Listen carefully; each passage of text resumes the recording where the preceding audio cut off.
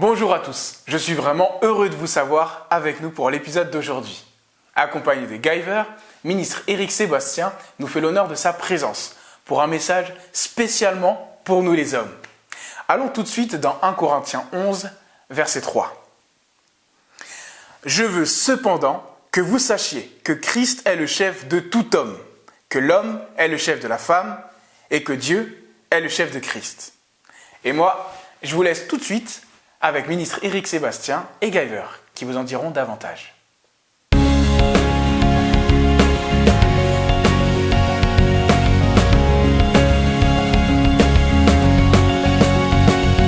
parole est une lumière sur mon sentier, verset du jour, bonjour. Bonjour à tous, bonjour tout le monde, bienvenue sur votre émission Verset du jour, bonjour. Je suis ravi d'être parmi vous. Je me présente Guyver et aujourd'hui j'ai le privilège et l'honneur de vous présenter quelqu'un que vous connaissez déjà, Monsieur ministre Éric Sébastien. Comment allez-vous, ministre Éric? Je vais bien, Guyver, merci beaucoup. Et vous? Oui, ça va. Alors pour la deuxième fois, nous vous recevons sur ce plateau, un honneur et un privilège pour moi. Alors aujourd'hui, ministre Éric, nous allons parler au sujet des hommes. Alors mesdames, ne vous sentez pas écartées car cela vous concerne aussi.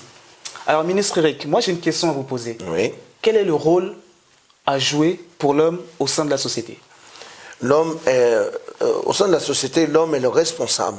Il est le chef de famille, il est celui qui décide, il est celui qui conduit sa famille vers le but de leur vie. Et donc, il a une haute responsabilité en tant que chef de famille. Il est le chef de toute sa famille. Alors, quand vous parlez de responsabilité par rapport à l'homme, quelles sont ses responsabilités majeures? La responsabilité majeure, c'est de trouver la présence de Dieu, d'avoir la présence de Dieu et d'amener la présence de Dieu dans son foyer. Maintenant, moi, je crois que tout part de là, car le spirituel est le fondement de toute chose. Lorsque le niveau spirituel est accompli, tout le reste suit. Moi, je crois que c'est ainsi.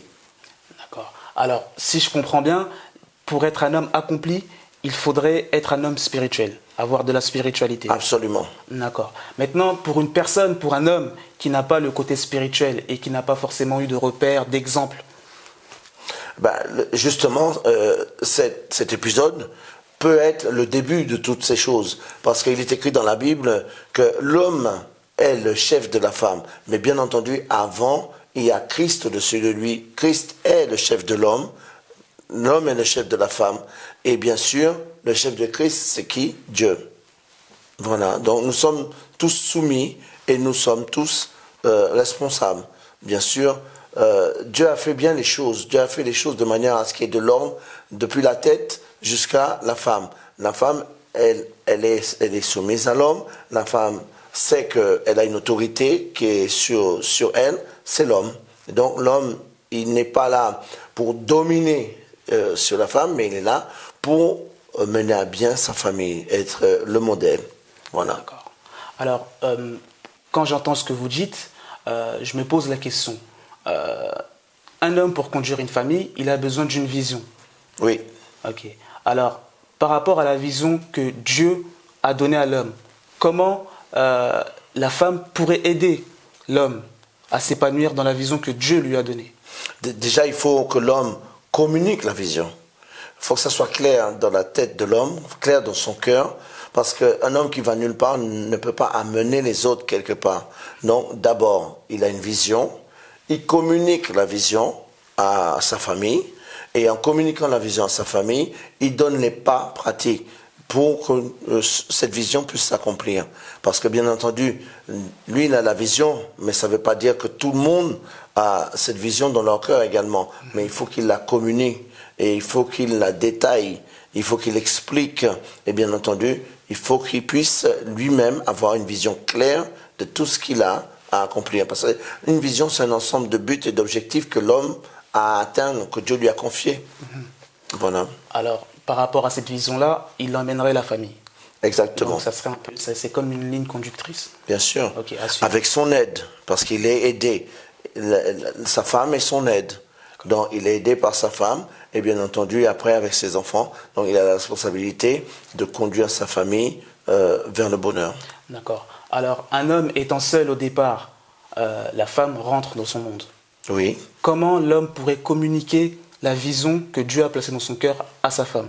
Bien sûr, quand il reçoit la vision de Dieu, de la part de Dieu, il la communique. Ça ne veut pas dire que la femme va tout de suite embrasser la vision. Ça ne veut pas dire qu'elle va dire, youpi, c'est bon, on y va, on va ensemble.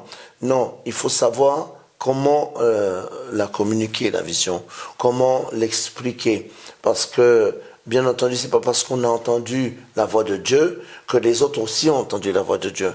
Et des fois, ça prend du temps. Ça prend du temps. L'homme doit toujours, comme je vous ai dit, la base c'est le spirituel. L'homme doit avoir une relation avec Dieu. C'est ça qui est important. Il faut qu'il y ait une relation avec Dieu. Et une fois qu'on a une relation avec Dieu, les autres le voient. La famille le voit. Et là, c'est indéniable que, c'est incontournable que, effectivement, voilà, on se dit, il nous emmène quelque part. Parce qu'on le voit. D'accord. Alors, moi j'ai une autre question. Comment, en tant qu'homme, je pourrais être un bon père et à la fois un bon mari? Ah, bien sûr. Ça dépendra du père que vous avez eu, du modèle que vous avez eu, et ça dépendra de la capacité que vous avez de reproduire le modèle que vous avez reçu. C'est vrai que tout le monde n'a pas reçu un modèle de père. Et bien sûr, lorsque vous recevez le modèle que vous recevez en tant que père, vous reproduisez facilement, mais ça se complique lorsque certains n'ont pas de modèle. Donc on est bien obligé de se baser sur ce que Dieu pense, ce que Dieu dit. D'accord. Alors, comment ne pas reproduire ce qu'on a pu voir de mauvais dans notre mariage, dans notre relation au sein de notre famille, en tant qu'homme?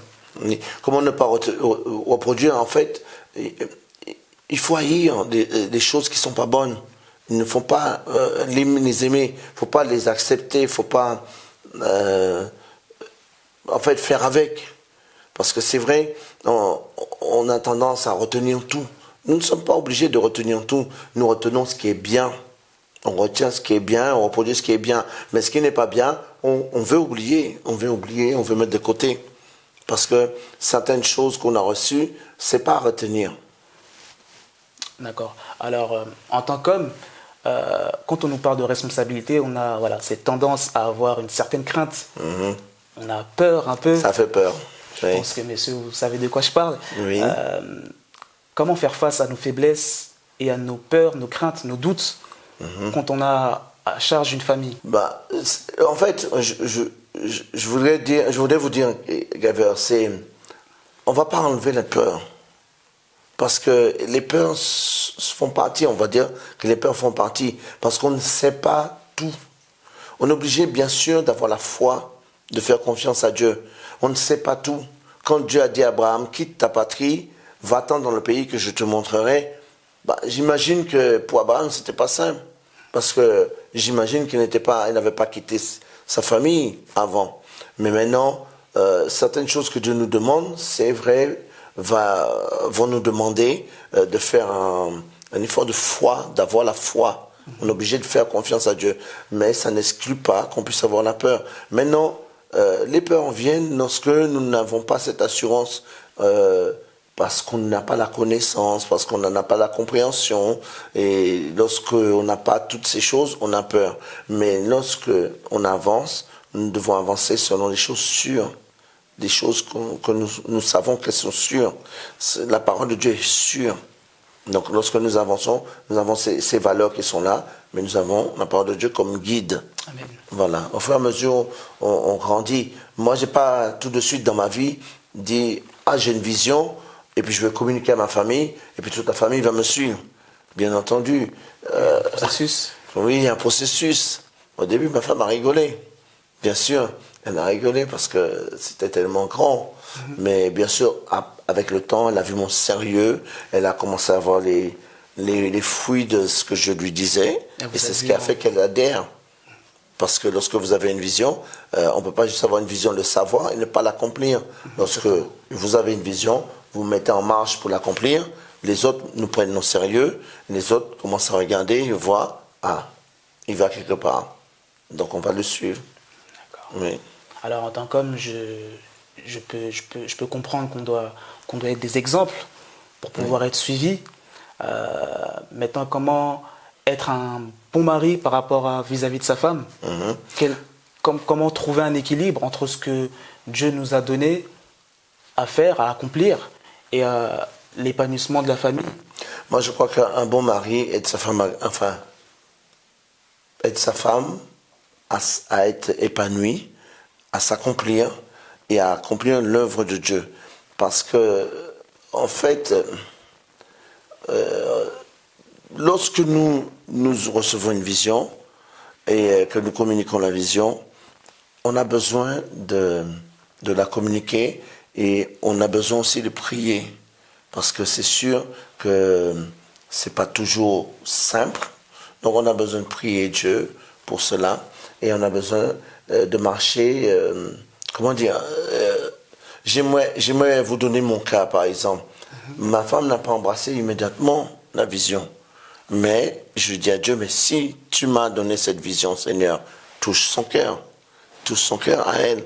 Et je dis, Seigneur, fais-moi grâce qu'elle comprenne ça et que nous puissions avancer ensemble parce que j'aimerais aller accomplir cette vision main dans la main avec elle. J'avais besoin d'elle, c'est mon aide. Alors, quelle était votre attitude du coup pendant l'attente? Pendant l'attente, je dépendais de Dieu, je faisais confiance à Dieu et je priais. Même Abraham a vécu ça. Abraham a dû faire confiance à sa femme. Mais quand Dieu a dit à Abraham, tu auras un fils, sa femme a ri aussi. Et ça me fait penser à ma femme qui a ri aussi quand je lui ai dit la vision. Mais sa femme a ri, mais pourtant, il a continué à adorer Dieu, il a continué à faire confiance à Dieu, il a espéré contre toute espérance, et Dieu a accompli cette vision. Et sa femme l'a vu, a réalisé cette vision avec lui. Voilà. Alors, vous pensez qu'être un bon fils peut vous aider à être un bon mari? Oui. Parce que nous ne choisissons pas nos vies, nous sommes nés, voilà, on a un père comme ci ou on a un père comme ça, mais au fur et à mesure, lorsque Dieu nous donne cette nouvelle naissance, Dieu supplée à nos manquements et il nous aide. Et il nous permet de comprendre et de voir les choses avec une autre perspective. Et il nous donne sa sagesse et nous commençons à nous développer, à apprendre. Il met des gens autour de nous. Il met notre pasteur autour de nous. Il met des conseillers autour de nous. Et il met des personnes qui ont de l'expérience autour de nous. Et nous apprenons avec toutes ces personnes. Et on commence à s'enrichir. Et après, on finit par accomplir cette vision. D'accord. Et aujourd'hui, on a pu voir durant notre culte que vous avez dit à un moment que l'homme devait assurer. Quand vous parlez d'assurance, c'est-à-dire Oui, moi je crois que l'homme doit se cultiver. mis à part les choses pratiques, En fait, l'homme ne peut pas penser j'ai un passé lourd, je n'ai pas eu de père, je n'ai pas eu ci, je n'ai pas eu ça, et être là en train de se plaindre. C'est pas ça que Dieu fait. Peut-être on n'a pas eu de père, peut-être on n'a pas eu une bonne vie, peut-être on n'avait pas d'argent, on n'avait pas à manger, mais ça, c'est pas une fatalité. On peut s'en sortir. C'est pas parce qu'on a été endetté qu'un jour on va pas être prospère. Amen. Et en vérité, beaucoup trop d'hommes calquent leur vie sur leur passé. On ne construit pas à partir du passé, on construit à partir de l'avenir. Mais le passé n'a pas de pouvoir sur notre avenir. Le passé est passé. On ne vit plus sur le passé. Alors, qu'est-ce que l'homme fait? Il commence à construire et il avance avec Dieu. Lorsque je disais tout à l'heure que, l'homme doit avoir la connaissance, moi, je crois que, quand même, un homme doit avoir un minimum de connaissances sur les choses. Il doit apprendre, il doit s'instruire. Et des fois, on est trop ignorant. Par exemple, ne serait-ce que regarder les informations, s'informer sur ce qui se passe dans notre pays, s'informer de ce qui se passe dans plusieurs domaines de notre vie. On a 6 domaines de notre vie. Il faut que tous les domaines de notre vie avancent, professionnel, émotionnel, spirituel, familial, financier. On a pas mal de social. On a tous ces domaines à faire avancer. Et l'homme doit c'est perfectionné. Alors moi j'ai une autre question et dernière question. Enfin il y en a deux. Que conseillerez-vous à des personnes qui entrent justement dans cette phase où ils vont devoir porter des responsabilités en tant que père et quel serait le message que vous pourrez transmettre à des personnes, à des hommes qui sont aujourd'hui abattus et qui n'ont plus d'espoir pour une vie en tant qu'homme épanoui? Moi, je conseillerais à un homme de ne pas devenir père s'il a encore un enfant. Parce que s'il a un enfant, il ne sera pas un bon père. Il faut qu'il se devienne adulte tout de suite. Mais enfin, il faudrait qu'il soit un adulte avant d'être un enfant. Parce que, et puis déjà, moi je dirais à une femme, n'épousez pas un garçon, épousez un homme. Un homme assume, un homme travaille, un homme est responsable. Et en fait, un homme ne peut pas crier au secours tout le temps. Et en fait, on ne fait pas un enfant lorsqu'on a une mentalité d'enfant encore. Et on ne peut pas être ça. Donc, d'abord, on devient mature. Et à partir de là, on peut devenir père. Parce qu'on là, on peut transmettre des choses. Mais on ne fait pas des enfants pour être les jouets des enfants. Donc, un homme doit... on a des bases dans la vie que seul Dieu peut nous donner. Personnellement, Kyver, j'ai appris à être un homme quand j'ai donné ma vie à Jésus avec mon pasteur. Mon pasteur m'a aidé à être un homme parce que j'étais un peu dans les nuages, parce que je ne savais pas être un homme, je ne savais pas être un bon mari, je ne savais pas être un bon père, mais j'ai appris avec lui. Parce qu'ici, il y a des gens qui savent ce qu'ils font, qui savent où ils vont, eh ben, il faut apprendre avec eux. La chose avec certains hommes, c'est qu'ils pensent qu'ils peuvent tout savoir, donc ils n'ont pas besoin de quelqu'un pour apprendre. Moi, j'ai eu besoin de quelqu'un pour apprendre, quelqu'un qui était allé plus loin que moi, quelqu'un qui savait plus que moi. Parce qu'on aura toujours des gens à qui on doit apprendre des choses, mais on aura toujours des gens de qui on doit apprendre des choses. Et ça, il ne faut pas négliger ça, c'est la vie. D'accord, alors comment faire pour sensibiliser les plus jeunes hommes à se rapprocher de personnes qui ont déjà tout à leur donner, à leur transmettre? Parce qu'aujourd'hui, c'est vrai que les jeunes hommes ne se rapprochent pas forcément de ceux qui savent. Et comme vous l'avez dit tout à l'heure, c'est quasiment, pour la plupart, l'échec de leur relation, de leur vie de famille, de mariage. Oui, c'est parce qu'il manque, souvent il manque d'humilité. C'est un manque d'humilité, ils ne savent pas être humbles pour apprendre, pour dire je ne sais pas, aidez-moi. Voilà, parce qu'ils pensent tout savoir. Et c'est vrai, des fois on se rend compte qu'on ne sait pas tout. Et c'est vrai, dans ma vie, j'ai eu cette période où je pensais tout savoir, mais ça ne m'a pas été très fructueux. Et j'ai développé l'autre côté et j'ai voulu apprendre. Et ce côté-là m'a permis d'aller plus vite. Et je me suis rendu compte que j'en avais besoin. Et c'est très bien de pouvoir se dire à quelqu'un, aide-moi. Tu sais plus que moi, aide-moi. Il ne faut pas qu'on regarde ceux qui ont été plus loin que nous comme des gens que, voilà, qu'on envie, ou etc. Non, on doit les regarder comme, il a quelque chose chez lui que j'aimerais importer chez moi. Et je m'approche de lui et je lui dis mon besoin, je veux apprendre ça avec toi. Et après, il nous apprend, et on prend ça, on devient différent. C'est vrai. Mais j'aimerais revenir sur, j'aimerais revenir sur le point de la peur, pour ajouter quelque chose. Oui. Parce que quand on reçoit vous me disiez que quand on reçoit une vision, ça fait peur, etc. Mais en fait, Dieu ne nous demande jamais rien de facile. Ce que Dieu nous demande, c'est parce que lui, Dieu, dans son surnaturel, va nous aider à l'accomplir. Et il faut que nous sachions ça. Ce n'est pas des choses faciles que Dieu va nous demander. Ce n'est pas des choses humaines, voilà, des petites choses faciles. Dieu va nous demander des choses que nous allons faire avec son aide. Nous aurons besoin de lui pour le faire. Parce qu'il a dit, sans moi, vous ne pouvez rien faire. Et donc, il faut que nous puissions mettre dans l'équation que Dieu est dans notre bateau, Dieu est dans cette vision, c'est lui qui a suscité cette vision en nous, et c'est lui qui va nous aider à mener à bien cette mission. Amen, amen, amen. Ouais. Alors, merci à vous, ministre Eric. Alors, ce qu'on peut retenir de cette édition spéciale homme, c'est qu'un homme doit apprendre à dépendre totalement de Dieu afin de réussir dans sa vie d'homme. Je vous remercie, ministre Eric. Oui, mais je vous en prie. Je vous dis à C'était un très plaisir. bientôt. Merci à vous qui nous avez suivis et je vous dis à très bientôt. Merci monsieur Éric Sébastien. Je peux dire que j'ai été béni et j'espère aussi que ça a été le cas pour vous. Alors, partagez, likez, commentez la vidéo. Et nous, on se dit à la prochaine.